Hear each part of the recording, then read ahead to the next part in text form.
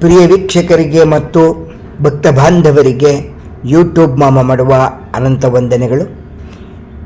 ಇಂದಿನ ವಿಶೇಷವೇನೆಂದರೆ ಹಾಸನ ಜಿಲ್ಲೆ ಹಗರೆ ಮಾದಿಹಳ್ಳಿಯಲ್ಲಿ ಶ್ರೀ ಸೌಮ್ಯಕೇಶವ ಸ್ವಾಮಿಯವರ ಸನ್ನಿಧಾನದಲ್ಲಿ ಪವಿತ್ರೋತ್ಸವ ಕಾರ್ಯಕ್ರಮ 22ರಿಂದ 24ರವರೆಗೆ ನಡೆಯಿತು. ನಮ್ಮನ್ನು ಹಗರೆ ಮಾದಿಹಳ್ಳಿ ಗ್ರಾಮಸ್ಥರ ಪರವಾಗಿ ಗ್ರಾಮಸ್ಥರಾದಂತಹ ರಮೇಶ್ ಅವರು ನಮ್ಮನ್ನು ಒಂದು ಪುಟ್ಟ ವಿಡಿಯೋ ಮಾಡಿ ಹಾಕಲು ಸ್ವಾಗತಿಸಿದರು. ನಾವು ಹೋಗಿ ವಿಡಿಯೋವನ್ನು ಮಾಡಿದ್ದೇವೆ ಮತ್ತು ಎಲ್ಲ ಕಾರ್ಯಕ್ರಮವನ್ನು ಹಾಕಿದ್ದೇವೆ.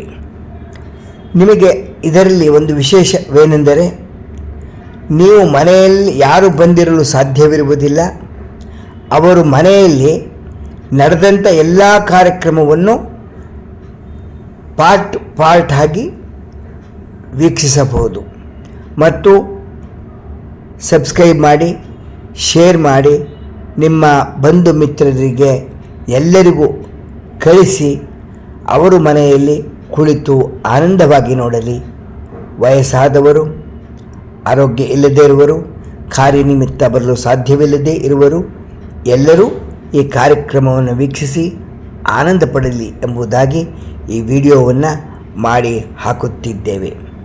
ಮತ್ತು ಅಲ್ಲಿಯ ಕಾರ್ಯಕ್ರಮವನ್ನು ನಾವು ತೆಗೆಯಲು ಹೋದಾಗ ಅಲ್ಲಿನ ಆಗಮಿಕರು ಅಂದರೆ ಪುರೋಹಿತರು, ಗ್ರಾಮಸ್ಥರು, ಪರ ಊರಿನಿಂದ ಬಂದಂತಹ ಗ್ರಾಮಸ್ಥರು ನಮಗೆ ವಿಡಿಯೋ ಮಾಡಲು ಎಲ್ಲರೂ ಬಹಳ ಅದ್ಭುತವಾಗಿ ಸಹಕರಿಸಿದ್ದಕ್ಕೆ ಅವರಿಗೆಲ್ಲ ಅನಂತ ಧನ್ಯವಾದಗಳನ್ನು ತಿಳಿಸುತ್ತೇವೆ. ಬನ್ನಿ, ಈ ಕಾರ್ಯಕ್ರಮವನ್ನು ಮನೆಯಲ್ಲೇ ಕುಳಿತು ಪೂರ್ಣವಾಗಿ ನೋಡಿ ಆನಂದಿಸಿ ಭಗವಂತನ ಆಶೀರ್ವಾದವನ್ನು ಪಡೆಯಿರಿ. ಮತ್ತು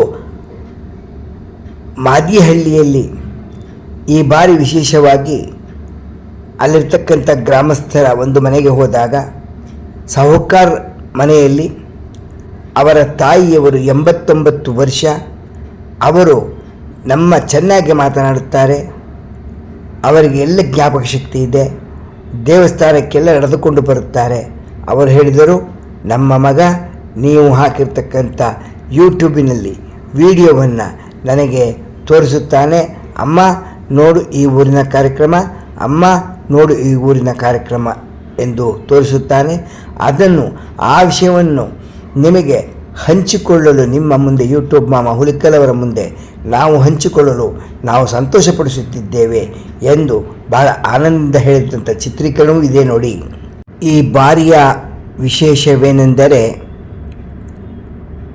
ಮಾದಿಹಳ್ಳಿಯಲ್ಲಿ ಪವಿತ್ರೋತ್ಸವ ನಡೆದಾಗ ಭಗವಂತನಿಗೆ ಗ್ರಾಮಸ್ಥರ ಯುವಕರ ಸಂಘದಿಂದ ಎಲ್ಲರೂ ಸೇರಿ ಭಗವಂತನಿಗೆ ಒಂದು ರೇಷ್ಮೆಯಿಂದ ಮಾಡಿದ ಪವಿತ್ರ ಕಿರೀಟ ಧಾರಣೆಯನ್ನು ಮಾಡಿದ್ದಾರೆ ನೋಡಿ.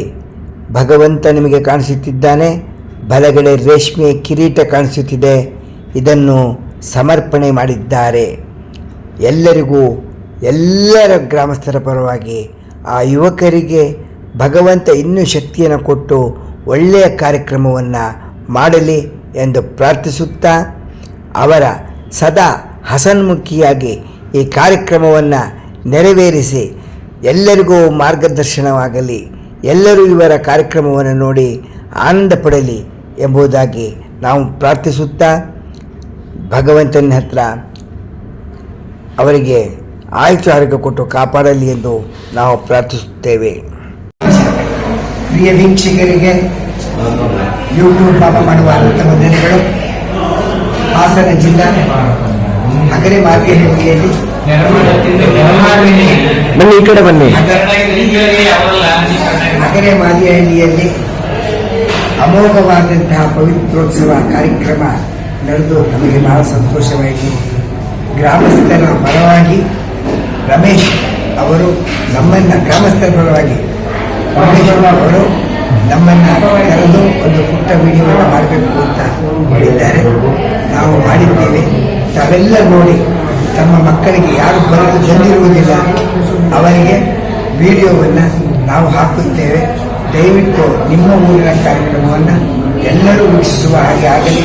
ನೀವು ನಮ್ಮ ಕೊಟ್ಟಂತಹ ಒಂದು ಪ್ರೀತಿ ವಿಶ್ವಾಸಕ್ಕೆ ನಿಮ್ಮ ಮಾದಿಹಳ್ಳಿ ಜನರಿಗೆ ಮತ್ತು ಗ್ರಾಮಸ್ಥರಿಗೆ ನಾವು ಚಿರಋಣಿ ಹಾಕಿದ್ದೇವೆ. ಮತ್ತು ಒಂದು ವಿಡಿಯೋ ಮಾಡುವಾಗ ತಾವೆಲ್ಲ ಬಂದು ಎಷ್ಟು ಪ್ರೀತಿಯಿಂದ ಸಹಕರಿಸಿದ್ದೀರಿ ಎಂದರೆ ಅದು ಹೇಳಲು ಸಾಧ್ಯವಿಲ್ಲ. ನಮಗೆ ಬಹಳ ಸುಲಭವಾಗಿ ತೆಗೆಯಲು ಅವಕಾಶ ಮಾಡಿಕೊಂಡಿದ್ದಕ್ಕೆ ನಮಗೆ ಅನಂತ ಧನ್ಯವಾದಗಳು. ಯೂಟ್ಯೂಬ್ ಮಾಮ ಹುಲಿಕಲ್ ಕಡೆಯವರಿಂದ ಅಲ್ಲಿ ಧನ್ಯವಾದ. ಮಾದಿಹಳ್ಳಿ ಗ್ರಾಮಸ್ಥರು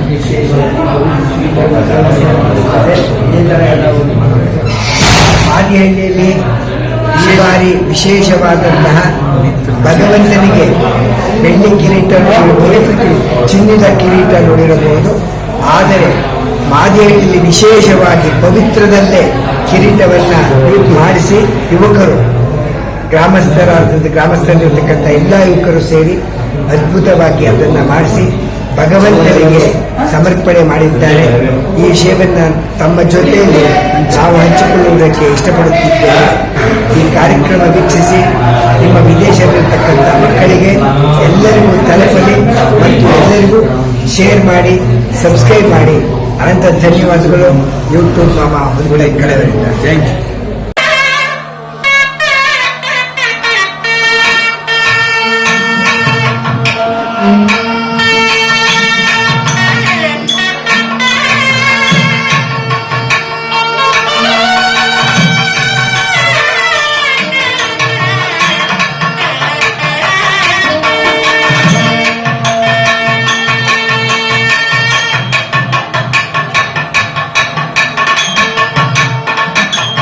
ನಮಸ್ಕಾರ ಮಾಮ ಅವರಿಗೆ. ತಮ್ಮ ಹೆಸರು? ಚೇತನ್ ಭಟ್ಟಾಚಾರ್ಯ. ತಮ್ಮ ಸ್ಥಳ? ಮಾವಿನಕೆರೆ. ಇವತ್ತಿನ ಪವಿತ್ರೋತ್ಸವಕ್ಕೆ ತಾವೆಲ್ಲ ಬಂದಿದ್ದೀರಿ. ಬಹಳ ಆನಂದವಾಯಿತು ಕಾರ್ಯಕ್ರಮ ನಡೆಸಿಕೊಟ್ಟಿದ್ದಕ್ಕೆ. ಈ ಪವಿತ್ರ ಹಾಕ್ತಾರಲ್ಲ, ಅದೇ ಒಂದು ಎರಡು ಉದ್ದೇಶ. ಪವಿತ್ರ ಆಗ್ತಕ್ಕಂಥ ಉದ್ದೇಶ ಏನು ಅಂತಂದ್ರೆ, ಸಂವತ್ಸರಾರ್ಚನಾ ಮಧ್ಯೆ ಕೃತ ಅರ್ಥಲೋಪಾತ್ ಅಜ್ಞಾನಾತ್ ಉತ್ಸವ ದೋಷ ನಿವೇದನ ಹೀನ ಅಥವಾ ಬಲಿಹರಣ ಹೀನ ಈ ರೀತಿಯಾದಂತಹ ದೇವಸ್ಥಾನಗಳಲ್ಲಿ ಅರ್ಚಕರಾಗ್ಬೋದು, ಆಚಾರ್ಯರಾಗ್ಬೋದು, ಪರಿಚಾರಕರಾಗ್ಬೋದು, ಪಾಚಕರಾಗ್ಬೋದು, ಗ್ರಾಮಸ್ಥರಾಗ್ಬೋದು, ದೇವಸ್ಥಾನಗಳಲ್ಲಿ ಕೆಲವು ಶಾಸ್ತ್ರಗಳನ್ನು ಹೇಳಿದ್ದಾರೆ. ದ್ವಾತ್ರಿಂಶತ್ ಅಪಚಾರ ಅಂತ 32 ರೀತಿಯಾದಂತಹ ಅಪಚಾರಗಳನ್ನು ಮಾಡಬಾರದು ಅಂತ ಹೇಳಿದ್ದಾರೆ. ಅದು ಯಾವುದಾದ್ರು ಅಂದರೆ ಶಯನಂ ಭೋಜನಂ ಜೈವ ಉದಾ ಭಾಷಣಮೇವ ಚ ಉಚ್ಚೈರ್ಭಾಷಾ ವೃದಾ ಜಲ್ಪು ಅಂತ ಈ ರೀತಿ 32 ಅಪಚಾರಗಳನ್ನು ಹೇಳ್ತಾರೆ. ತತ್ತತ್ ಕಾಲೋದ್ಭವಾನಾಂಚ ಫಲಾದೀನಾಂ ಅನರ್ಪಣಂ ಅಂತ ಆಯಾ ಕಾಲದಲ್ಲಿ ಉದ್ಭವ ಆಗಿರ್ತಕ್ಕಂತಹ ಹಣ್ಣುಗಳನ್ನು ನೈವೇದ್ಯ ಮಾಡದಿರೋದು ಒಂದು ದೋಷ. ದೇವಸ್ಥಾನದಲ್ಲಿ ಛತ್ರಿ ಹಾಕೊಂಡು ಬರೋದು ಒಂದು ದೋಷ. ದೇವಸ್ಥಾನದಲ್ಲಿ ವಾಹನಗಳಲ್ಲಿ ಓಡಾಡ್ತಕ್ಕಂಥದ್ದು ದೋಷ. ಒಂದು ಕೈನಲ್ಲಿ ನಮಸ್ಕಾರ ಮಾಡೋದು ಈ ರೀತಿ. ಏಕಾಸ್ತ ಪ್ರಣಾಮಶ್ಚ ತತ್ಪುರಸ್ತಾತ್ ಪ್ರದಕ್ಷಿಣೆ ಅಂತ ಆತ್ಮ ಪ್ರದಕ್ಷಿಣೆ ಮಾಡತಕ್ಕಂಥದ್ದು ದೋಷ. ದೇವಾಲಯವನ್ನು ಪ್ರದಕ್ಷಿಣೆ ಮಾಡಿ ಹೀಗೆ 32 ರೀತಿಯಾದಂತಹ ಅಪಚಾರಗಳನ್ನು ಹೇಳ್ತಾರೆ.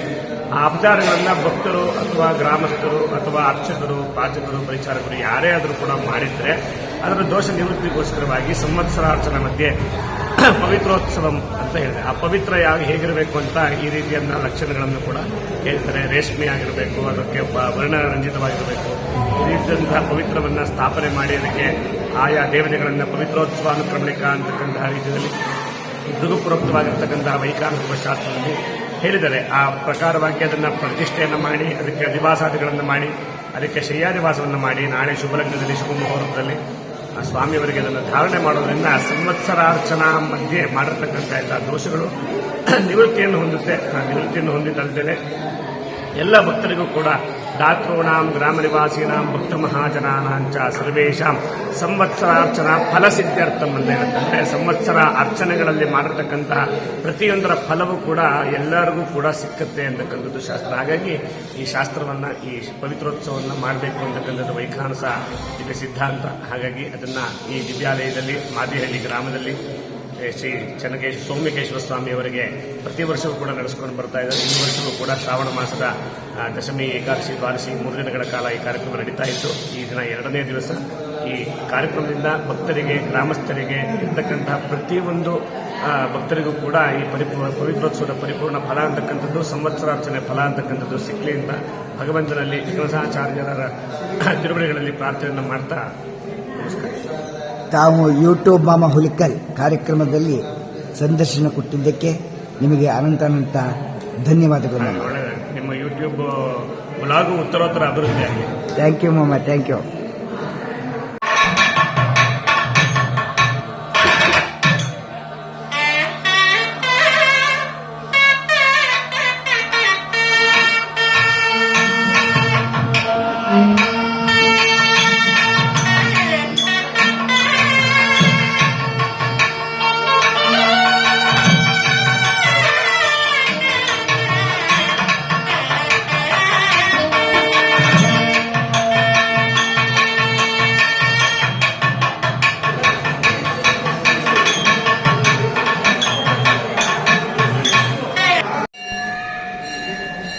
ಮಾಮ ನಮಸ್ಕಾರ. ತಮ್ಮ ಹೆಸರು? ಶ್ರೀನಿವಾಸನ್. ನೀವು ನಮ್ಮ ಯೂಟ್ಯೂಬ್ ಕಾರ್ಯಕ್ರಮ ನೋಡಿದ್ದೀರಾ ಮಾಮ? ನೋಡಿದ್ದೀವಿ. ಹೇಗೆ ಬರ್ತಾ ಇದೆ? ತುಂಬಾ ಚೆನ್ನಾಗಿ ಬರ್ತಾ ಇದೆ. ಎಲ್ಲಾದ್ನೂ ದೇವರ ದರ್ಶನ ಎಲ್ಲ ಮಾಡಿಸಿ ತುಂಬಾ ನಮಗೆ ಸಂತೋಷ ಆಗ್ತಾ ಇದೆ. ಆಗ್ಲಿ ಮಾಮ, ಆಗ್ಲಿ. ನಮ್ಮ ಪ್ರಿಯ ನಮ್ಮಮ್ಮಿ ನೀವು ನೋಡ್ತಾ ಇದ್ರಿ. ನಿಮ್ಮ ಹೆಸರು? 88 ವರ್ಷ. 88. ಅವ್ರಿಗೆಲ್ಲ ತೋರಿಸ್ತೀವಿ. ಸಂತೋಷ ಆಗ್ತಾ ಇದೆ. ತುಂಬಾ ಸಂತೋಷ ಪಡ್ತಾ ಇದ್ದಾರೆ. 88 ವರ್ಷ ತಾಯಿಯವ್ರಿಗೆ ನೀವು ತೋರಿಸ್ತಾ ಇದ್ದೀರಿ ಅಂತ ಕೇಳಿ ನಮಗೆ ಬಹಳ ಸಂತೋಷ ಆಯಿತು. ನೋಡಿ, ನಾವು ಶ್ರಮ ಪಟ್ಟಾಗ ಹೇಳ್ತಿರಲ್ಲ 86 ವರ್ಷ ನೋಡಿದ್ದಾರೆ ಅಂತ, ಅವ ನಮಗೆ ಶ್ರಮ ಅನ್ಸೋದೇ ಇಲ್ಲ. ಬಹಳ ಬಹಳ ಸಂತೋಷ ಆಯಿತು. ಕೂಚಾಗದಲ್ಲೇ ನೀವು ವ್ಯವಸ್ಥೆ ಮಾಡಿ ಬರೆದಿರೋರಿಗೆ ಬಂದವರಿಗೆ ಎಲ್ಲಾದ್ನೂ ಅನುಕೂಲ ತುಂಬಾ ಮಾಡಿಕೊಟ್ಟಿದ್ದೀರಿ. ಆಗಲಿ ಮಾಮ. ಈ ವಿಚಾರ ನೋಡಿ ಮತ್ತು ನಮ್ಮ ವಿಡಿಯೋ ಕಾರ್ಯಕ್ರಮವನ್ನು ನೋಡಿ ನೀವು ನಮಗೆ ಸಂಭಾವನೆಯಾಗಿ ದಕ್ಷಿಣೆ ಕೊಟ್ಟಿದ್ದೀರಿ. ಇಷ್ಟು ಅಂತ ಹೇಳಬೇಡಿ ಅಂತ ಹೇಳಿದ್ದೀರಿ. ಅದು ಕೊಟ್ಟಿರೋದು ಜನಕ್ಕೆ ಒಂದು ಕೃತಜ್ಞತೆ ತಿಳಿಸೋಣ ನಾನು ಯೂಟ್ಯೂಬ್ ಮಾಮ ಹುಳ್ಕಡೆ ಇಂದ ಅಂತ ಹೇಳ್ತಾ ಇದ್ದೀವಿ ಮಾಮ. ಧನ್ಯವಾದ ಮಾಮ, ಧನ್ಯವಾದ. ಆಗಲಿ ಮಾಮ. ಯಾಕೆಂದರೆ ನಾವು ನಮಗೆ ಸಹಾಯ ಮಾಡಿರ್ತಾರಲ್ಲ ಮಾಮ, ಅದನ್ನ ವಿಚಾರವಾಗಿ ನಾವು ಹೇಳಬೇಕು. ಕೊಟ್ಟಿರೋದು ಹೇಳೋದು ಬೇಡ, ಆದರೆ ಅವ್ರು ನೋಡಿ ಸಂತೋಷಪಟ್ಟು ಕೊಟ್ಟಿದ್ದಾರೆ, ಪ್ರೋತ್ಸಾಹ ಮಾಡಿದ್ದಾರೆ ಅಂತ. ಓಕೆ ಮಾಮ, ಥ್ಯಾಂಕ್ ಯು.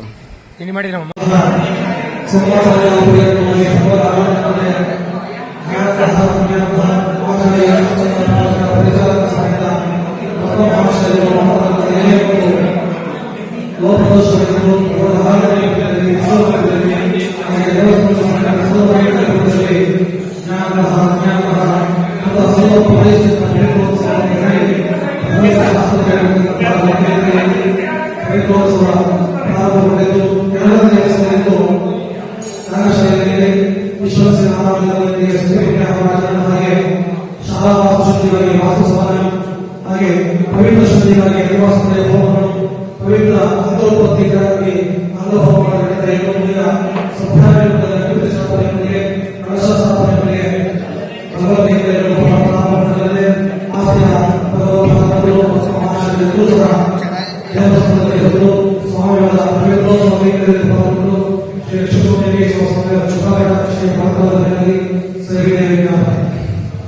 ಓಂ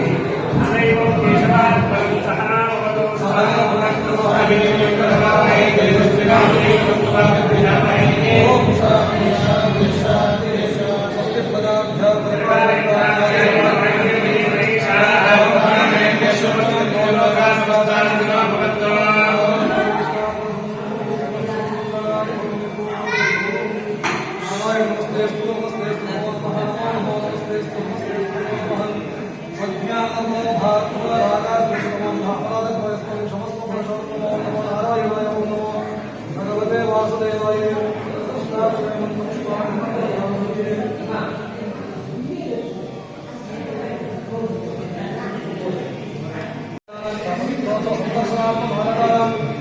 सर्वे आस्ते भक्तमहाजनां भगवद्भागवतानां भक्तमहाजनां क्षेमस्थैर्यदेवेन भगविदां ऐश्वर्याद्यर्थं धर्मादासान्मोक्षं पुण्यपापुषात् रामानुत्यर्थं क्षेत्रादित्यर्थं संध्यादेवेषु होम स्वाहा